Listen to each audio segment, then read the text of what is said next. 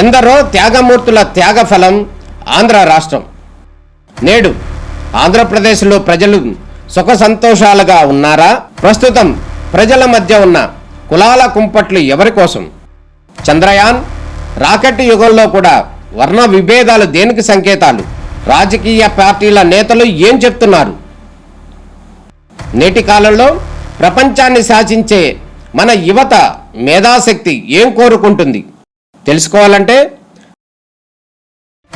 ఆంధ్ర యువగలం. ప్రజల మాటే మా నోట.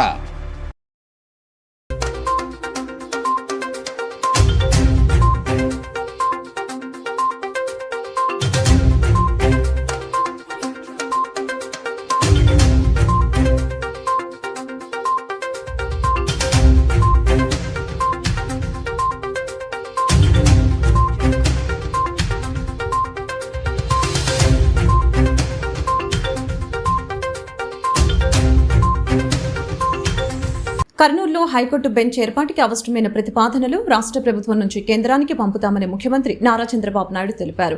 ఎన్నికల సమయంలో ఇచ్చిన హామీ మేరకు కర్నూలులో హైకోర్టు బెంచ్ ఏర్పాటుకి ప్రభుత్వం సిద్ధంగా ఉందని తెలియజేశారు. మంత్రివర్గ సమావేశంలో ఈ మేరకు తీర్మానం చేసి కేంద్రానికి పంపనున్నట్లు ముఖ్యమంత్రి వెల్లడించారు. అదేవిధంగా జూనియర్ న్యాయవాదులకి నెలకి గౌరవ వేతనం కింద 10,000 ఇస్తామని మేనిఫెస్టోలో చెప్పామని, ఆ మేరకు చెల్లించేందుకు ప్రక్రియ ప్రారంభించాలని సీఎం అధికారుల్ని ఆదేశించడం జరిగింది.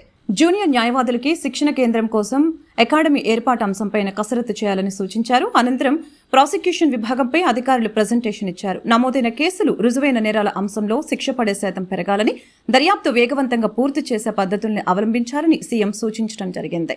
తప్పు చేసిన వారికి శిక్ష పడుతుంది అనే నమ్మకం కలిగిన ప్రాసిక్యూషన్ ఉండాలని సీఎం అధికారుల్ని ఆదేశించారు.